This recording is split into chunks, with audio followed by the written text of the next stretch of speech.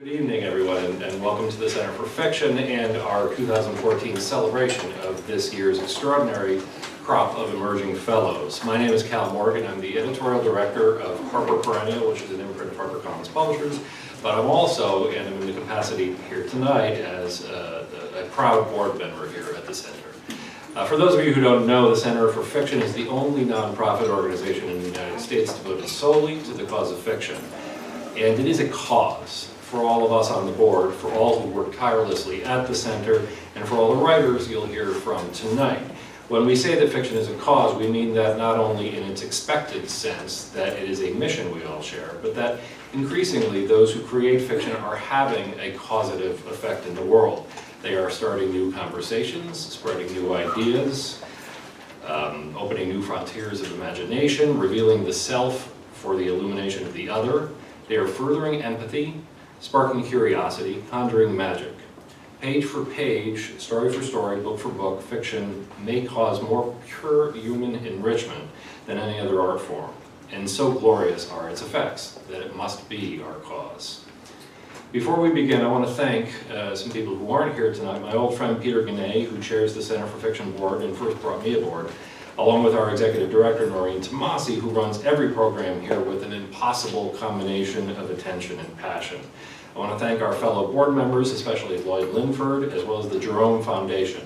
And most important, it's my pleasure to thank the judges who looked down benevolently on tonight's proceedings: Maria Len Bertino, Seth Freed, Christopher Jansma, Mecca Jamila Sullivan, and James Ye. As I say, the Emerging Writers Program is generously funded by a grant from the Jerome Foundation, matched by additional funds from individuals. This year, 9 writers have been selected for the program, and during the one-year fellowship period, they will receive, among other benefits, space and time to write in the Center's Writer Studio, available 24/7, the option to engage in a mentorship program with a selected freelance editor, the opportunity to meet with agents who represent new writers, the opportunities to submit work to our online magazine, The Literarian, access to our collection of books on writing as craft and profession, a Center for Fiction membership that includes access to our 80,000 volume library, free admission to Center events, including our craft work lectures for 1 year, a discount on tuition at select writing workshops at the Center, and 2 public readings, of which this is the first, as part of our annual program of events. A word about criteria. The Emerging Writers Program is our way of supporting and nurturing emerging writers whose work shows promise of excellence. Applicants can be of any age, but must be in the early stages of their careers as fiction writers without yet having a contract to publish a work of fiction with a major or independent publisher. As Noreen has said, the idea has its roots in Virginia Woolf's simple idea that a writer should have 500 pounds a year and a room of one's own. We provide the former in the form of our, or I suppose I should actually say the latter, in the form of our beautiful skylit writer studio on our 8th floor of this building, and the former in the form of a cash stipend that may not equal 500 pounds in today's dollars, he says to a round of laughter, but that we do hope at least takes maybe a bagel or 2 worth staying out of being an aspiring writer in New York. Beyond these services, we try to support the emerging fellows in every way we can to let them know how extraordinary and how valued they are to us, but also to the greater cultural conversation. A few months ago, in the company of my very talented colleague, Bronwyn Priska from Soho Press, I had the pleasure of sharing dinner here with the fellows, talking about their work, about publishing, and about how to envision their place in the world as a writer. For me, and I think for Bronwyn and Noreen, it was an inspiring night, a cause for optimism about the future of fiction in our culture. And I think a night like tonight allows us to extend that vision to everyone here by inviting these writers to share their work with you, to give you that first glimpse of what they have to offer the world. And so it's my great honor, and it's an exciting honor, to present to you our 2014 New York City Emerging Writers Fellows.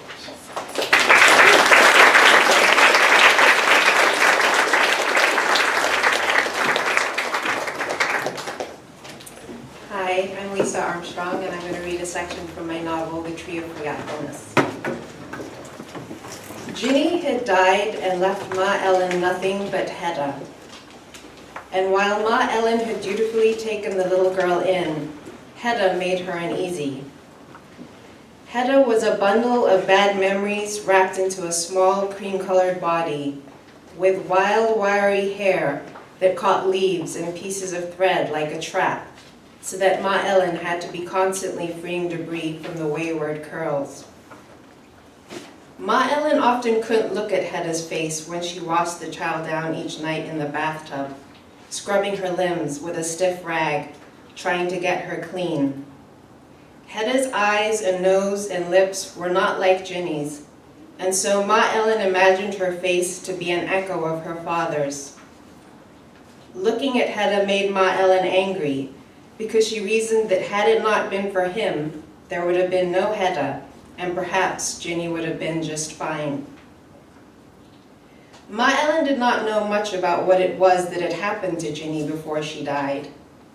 She had heard whispers, words thrown about through the air when she walked by, just loud enough so that she could catch their meaning. When she had gone back to Mississippi to bury her daughter, women smiled sadly as she walked through town, nodding knowingly, sympathetically, only to then cup their hands over their mouths and speak in hushed tones of how it was Ginny had become deranged. It was Hedda's fault. With her lightly freckled skin and small upturned nose and eyes that were a pale watery green in the noontime sun.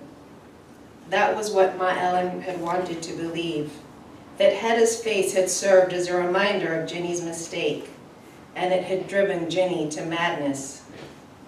But there was something in the words that were whispered that pushed the truth through Ma Ellen's skin like a syringe, so that at first it was just a slight prick that she could ignore, but soon it flooded through her veins, making her flushed and fearful. Ginny had seen things, they said. Ginny had seen things that weren't really there, people who vanished when she ran to them, a woman wrapped only in a strip of cotton, a little boy dancing, his body black and glistening. As a child, Ma Ellen too had dreamt of a small boy. He was angry, always angry, shaking his fists and screaming noiselessly at her until her eyes popped open and he dissolved in the early morning light. "That's just Joseph, my granddaddy," her mother had told her nonchalantly. "He been round here forever, but not everyone able to see him. You must have some special gift." But seeing spirits did not seem like a favor bestowed by God. Joseph made it so that Ma Ellen was restless at night, afraid to face his fury if she closed her eyes and slept. "How come he's so angry?" she'd asked, "like I did something bad to him. And if he your granddaddy, then how come he just a little boy?" Her mother had told her that Joseph appeared in their dreams because his soul was not at peace. "He's the one taken from Africa as a slave, and I guess now he dead, he gone back to being that little boy," she explained. "You got to live through all your most trying times while you're alive, otherwise you got to go back and live them out after you're dead, like him. My daddy told me Joseph never made peace with coming here to America, but I suppose he got a right to be angry after all that happened to him." "But why he come to me like that in the night? How come we the only ones who can see him?" Ma Ellen asked, though she knew the answer. Her mother was a well-known seer woman, and it was apparent that communicating with the dead was a family trait. "Oh, he just wants us to remember him," her mother replied pleasantly. "When you get a little older, I tell you everything." But it became Ma Ellen's goal to forget. At night, she counted as far as she could and muttered psalms to keep her mind on mundane things while she slept. And she made a bottle tree, hanging clear blue bottles on the limbs of a shrub outside her window to ward off the spirits. Somehow she managed to banish Joseph from her dreams so that he faded away. But her mother had passed on his history, stressing that it would be an affront to her ancestors if she ignored them. "Joseph might not be in your dreams no more, but you best believe he's still there," she said. "You got to remember all the struggles our people been through and all they've overcome. Back in Africa, people believe it's a sin not to honor your ancestors, and I think the same. So you listen well, Ellen, and you make sure you pass this story on." Ma Ellen had listened well, so that she knew how Joseph had been taken from his burning village and shipped across the ocean until he finally ended up in a Mississippi port. But she kept the story filed in the back part of her brain and filled the front with other things. She hardly ever spoke of Joseph, though she dutifully passed his story on to her daughter, Ginny, as something simply to know, not to dwell on, so that she too would know her history. Ma Ellen still had the gift of divination and even made some money on the side, reading people's dreams. But she never saw Joseph again. She imagined his spirit spiteful and ignored, waiting to do some mischief just to let her know that he was still there. But his presence, like a vapor, had simply vanished, so that she'd almost forgotten about those childhood dreams until the day that Ginny died and Hedda came to live with her.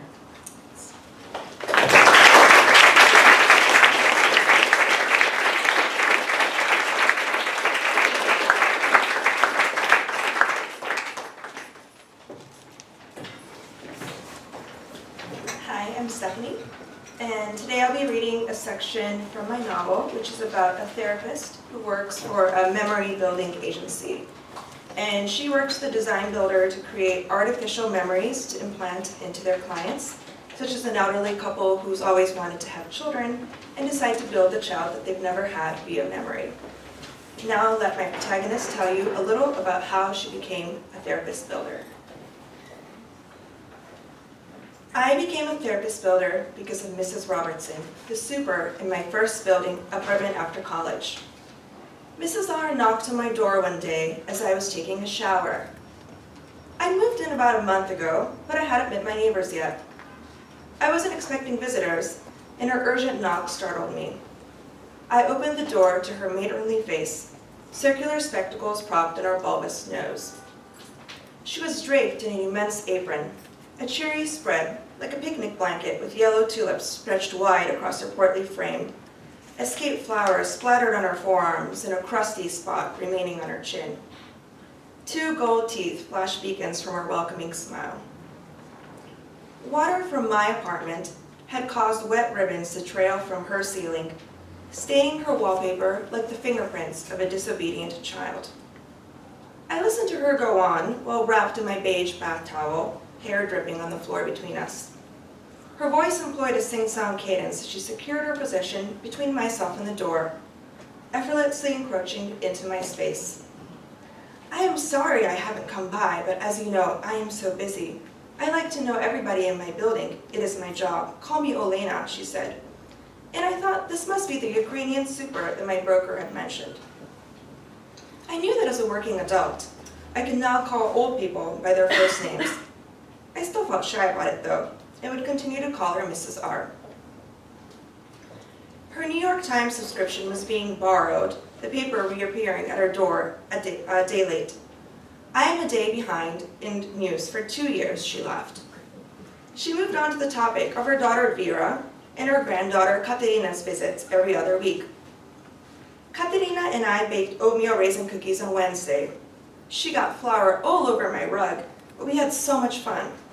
I took her to park to watch squirrels. To me they look like rats, but to her they are magical. She erupted in a laugh that caught me off guard. But before I could interrupt, she said, "My daughter visits me, makes sure I am still alive. I'm blessed to have them. I have problems with my digestion. You see, my heartburn, so much suffering after big meals." She took a photo from her apron pocket and waved her gnocchi fingers in my face. "Look, Mika, this is Katerina." And though my name was Michaela, I didn't correct her.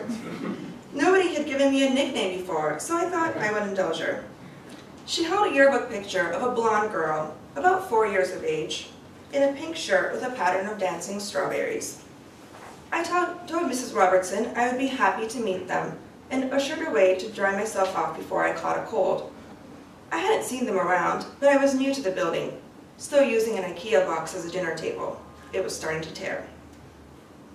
Mrs. R was a fixture in our building, her voice echoing through the stairwell as she greeted everybody that passed. Though there was nowhere to sit in the hallways, she still managed to loiter, floating between floors like a friendly ghost. Nobody escaped Mrs. Robertson's life advice. At first I marveled at her inhuman lung capacity, how her sentences flowed without pause, but eventually learned that she breathed in sips between sentences to avoid interruption from her captive listeners. She was fond of a single mother who lived in 5F, a lady who I admired for her perseverance as she pushed a stroller, carried groceries, and walked a small terrier simultaneously. Mrs. R cooed each time she spotted the young boy in the stroller, repeating, I love you," terrorizing him with kisses while offering unsolicited advice to his mother on what she should feed him. Sniffing out that I was perpetually single, with a weakness for home-cooked food, she dropped off snacks as an excuse to chat.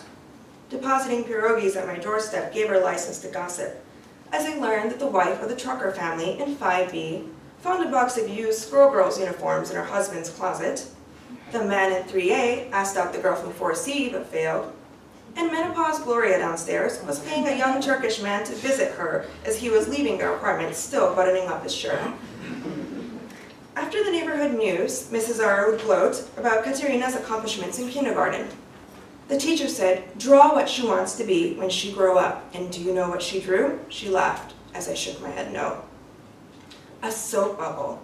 So we asked why, and she said it was a fortunate teller's ball, because that's what she wants to be, a fortunate teller, telling people how to live. How bossy. Mrs. R laughed heartily, releasing spit in my direction as I resisted flinching and held on to her payment of pierogies, still warm from her kitchen. I had no time to correct her before she continued, I wonder where she gets these ideas. She just makes me laugh. She patted my arm and added, have children, Mika. Don't end up alone. Children are the biggest joy in life. Half a year after moving in, I called the maintenance guy of my building to fix my radiator. Kind Jorge asked me about my experience in the building as he worked. I can't complain, I said. I was fortunate to have found an entry-level job and fortunate to have found an affordable studio in the neighborhood, especially with my unfortunate entry-level salary. I don't really know my neighbors well, though I have met Mrs. Robertson downstairs, I added. Well, who hasn't met Mrs. R? He smiled. She likes to tell me what to do to keep my wife happy. Call her more, surprise her. I try to listen, but she has too many ideas, he laughed. She's very friendly, I said, always sharing food with me and telling me stories about her daughter and her granddaughter. It sounds like they visit her often, though I haven't seen them yet. That's because they're dead, he said. I stared at Jorge's suddenly blasphemous face. What do you mean? The poor woman, she pays for those memories, and they aren't cheap. You know they can do that now, make memories. You mean through building agencies? I asked. I was marginally familiar with the process, and imagined it was like plastic surgery of the mind. A college friend had gotten into a memory building graduate program, but we had lost touch. Her late husband left her with enough money to pay for new memories every other week. Well, what happened to her daughter? Car accident. She was 8 months pregnant in a taxi, collided with a drunk driver. Mrs. R lost her husband the year before, and then her only child and her grandchild. She talked of suicide until her sister recommended memory therapy. I can't believe it. She's been going to an agency for years. She's happy to get to know her grandchild and buy time with her, time she thought she lost. So this is why I had never met Katerina, because she only lived in Mrs. Robertson's mind. But I thought of how full of life she was, how those memories gave Mrs. R the strength to continue. Was it wrong to create your own memories if it saved you from your unbearable pain? I began my application to builder programs that day.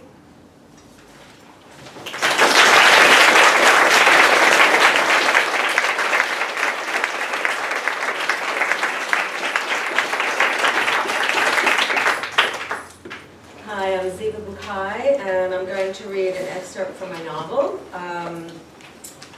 This is a novel about an Israeli immigrant family living in Brooklyn. It's 1972. Tamar and her family are at Coney Island Beach. Her husband's just read her an article about 2 soldiers who were killed in a skirmish in the Sinai Desert, and she now takes a walk alone on the shore. When Tamar reached a bay where the crowd thinned, she waded into the ocean. A wave struck her at the knees, and she faltered as her feet sank into the silt. Just ahead, she caught sight of a black terrier trying to swim to shore, its legs no match for the strong current. She searched for its owner. "Is that your dog?" she asked. People shook their heads. The terrier, it seemed, was alone. She moved forward, trying to forget how deep the water could get, how the bottom could slip out from under her without warning. The ocean lapped at her waist, but she was no closer to the dog. If she didn't reach it soon, the terrier would go under. "Excuse me," she called to a woman swimming past, but to no avail. The woman either hadn't heard or didn't care to stop. She tried getting the attention of a group of young college boys who wore snorkel masks, their bodies lean and tanned. They would be able to save the dog better than she could, but every time a wave came by, they dove underwater, sending up a spray with their flippers. She grew angry at the dog's owner for being so reckless, so careless. The sea was a glass bowl reflecting the light, blinding her, making her wonder if the dog was real or imagined. She shielded her eyes, and there it was, head up, paddling toward the shore. She waved her arms in the air, hoping to catch the attention of the lifeguard. The ocean slapped at her chest. Her breath came quick. On she went, first tiptoeing and then swimming with uneven strokes. The dog was tiring and being dragged farther out. His eyes were wide with terror. Gripped in her own fear, she shouted for help, hoping someone would hear her. But in the vastness, her voice was small, and no matter how loud she screamed, the sound was swept away. Every time she thought she was getting closer to the dog, the current grew stronger and separated them further. The terrier yelped as if to give her encouragement. "Hang on," she thought. To her dismay, a wave swelled and rose into a wall of water. The dog clung to the cusp of it. Frantic now, she tried to swim back to shore before it collapsed, but it was too late. The wave crashed, sucking them both into the undertow. She was in the heart of it, her body somersaulting, eyes squeezed shut against billows of sand and debris. Her lungs were near bursting. Shards of clamshells and blue oysters cut her skin. A long time passed before she landed on her knees and crawled out of the water, hair plastered across her face. She gulped at the air. Her ribs couldn't expand far enough for her to catch a full breath. She stood up on shaking limbs and swiped at the blood on her arms and legs, then pushed the hair off her face and found a bruise over her left eye. Wincing, her gaze darted up one side of the beach and down the other, hunting for the black terrier. All she saw were adults, indifferent, unknowing, and children building and destroying castles, digging holes so deep it was like they were trying to reach the center of the earth. She began to run in search of the dog, whispering to him under her breath, "Please, please be alive," wondering how far it had been thrown and in what direction. Miles later, miles in which she had barely covered any ground, Tamar came to a stop. Her ribs ached. She faced the ocean and saw the empty sky curve into the horizon and knew the dog was gone. By the time she reached the blanket, the kids were begging for an ice cream. These outings rarely ended well. As if a switch had been turned off, Salim was done. He hauled them off the beach. Tamar and Ruby gathered up the blanket and towels, their feet on fire as they trudged to the boardwalk, where Ari and Rachel blinked back tears. Salim stared at the tankards and sailboats out at sea, the corners of his mouth pulled down. Did he think it was worth it? The journey across an ocean, the jobs 2, 3 at a time, and still they barely scraped by, and his children becoming strangers, becoming American.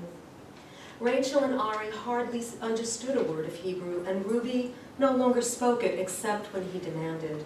Perhaps like Tamar, he asked himself, who were these children who couldn't speak their mother tongue and cried over an ice cream while back home boys only a few years older disappeared into the sand? On the boardwalk, a group of women in tiny shorts, their hair teased high, walked toward them. One had a black dog on a silver leash chain, bedraggled, tail between its legs. "Excuse me," Tamar asked the owner, "was your dog in the water today?" "He's a feisty swimmer," the woman said. Tamar noticed a gap between the woman's front teeth. "I thought he drowned," she said. "Henry? Nah." The woman walked away laughing as the dog ran beside them, trying to keep up. There were no seats left on the train by the time they got on. Tamar rested against the doors and watched the streets and alleys streak past. Salim stood beside her, the styrofoam cooler between his feet. Rachel and Ari, subdued now, held onto a pole and were careful not to jostle into the other passengers. Ruby was on the other side of the car. Tamar fought a twinge of panic as she imagined her daughter missing their stop. Imagined losing her, losing all of them. She cupped her hands over her ears and heard the ocean. They were safe, she told herself. Even the dog. Salim had the newspaper tucked under his arm. The picture of the soldier stared up at her. She felt the words tumble out before she could stop them.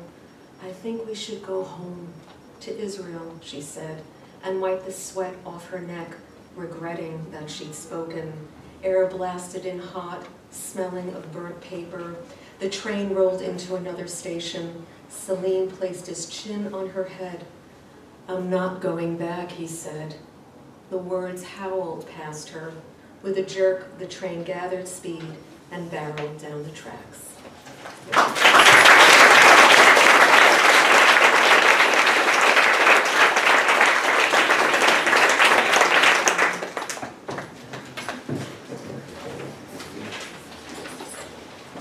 Hi, my name is Elysha Chang, and I will be reading an excerpt from a novel that I'm working on.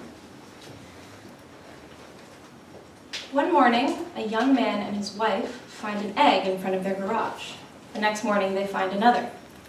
The eggs are small and blue, and their shells are cracked open. Their pale contents have hardened on the asphalt. Teenagers? The wife asks. The husband searches the house for other signs of idle vandalism, but he doesn't find anything. That night, it's cool out. The couple sleeps close and with the windows open. They're woken up at dawn by a bird call, breathless and incessant, a high whistle alarm. Outside, a robin is zigging and zagging at the garage looking for a way in. The wife runs downstairs, hefts the garage door open, and the bird flies to an overhead shelf in the far corner. Turns out there's a nest there, already. 2 blue eggs in progress. "Can you imagine?" the wife says. Her eyes are wet and round. "Needing to lay an egg but having to keep it inside you because you can't get home, and then it just falls out of you and smashes on the ground." The husband lets out a laugh and herds his wife back inside. "Yeah, terrible, holding in a shit like that." This is a little story I tell at parties and social gatherings. Our city friends love hearing about animal intruders, the little dramas of our life in the suburbs. Ellis always rolls his eyes when I get to his line. "I would never say that," he says. I wink at whoever's listening. "Guess my memory's not so great," I tell them. Possibly it does feel like holding in a shit. I have never been pregnant and I've never studied a bird. In college, I worked as a lab assistant, training marmosets to focus their eyes to certain colored shapes on a screen. Later, in grad school at Mount Sinai, I spent 2 years observing aggressive behavior in female fruit flies. Mount Sinai was where I met Ellis, a 4th-year PhD who had already published 2 papers in optogenetics and pain resistance in mice. Others in the program wryly called him a rising star. We weren't particularly competitive there, but we were all very wry. Ellis and I met at a campus party on 97th and Park Avenue. He was tall and thin, shaped like a dying tree. We had a long conversation about our siblings, birth order, nature and nurture, which I didn't think was all so painful, but which he ended abruptly, saying, "Hey, are you just the gruff type, or should I leave you alone?" Afterward, we emailed. Ellis and I worked on the same campus, so we didn't have to email, but it was nice. He would send me long, well-crafted messages asking about my research goals, offering words of advice, inquiring about my musical taste and previous relationships. I wrote that I hadn't dated really since high school and that I hadn't listened to much music since college. After a while, we took to exchanging images of our work. I sent him confocal representations of the motor neurons in fruit fly vaginas. He sent me comparison charts of rat brain slices ordered by size and section. They looked like phases of the moon. We also exchanged photos of our families on budget beach vacations, and of our teen selves posing awkwardly with wind instruments and sports equipment. I sent him a picture of my bare ass once, taken in front of the bathroom mirror and cropped to a small disembodied close-up. It didn't look like much, rounded flesh in front of blue and white tiles, but he wrote back right away, "What about the front?" We were married the same year at the city clerk's office, celebrated afterward with dim sum on Mott Street. I ordered dishes in shoddy Mandarin to impress him, and the first things the waitress brought to our table were forks and glasses of iced water. While we waited for our tea, I took a quick picture of the marriage license and sent it to my family. My mom called me over 30 times, then responded via email. "You think I care what you do? You think you father care? Fine, I don't care. You are a mystery than me. You own mom. You are a difference from family. Happy now? Is that what you want me to say? From Ma and Dad." Narisa, my older sister, didn't answer. Thank you.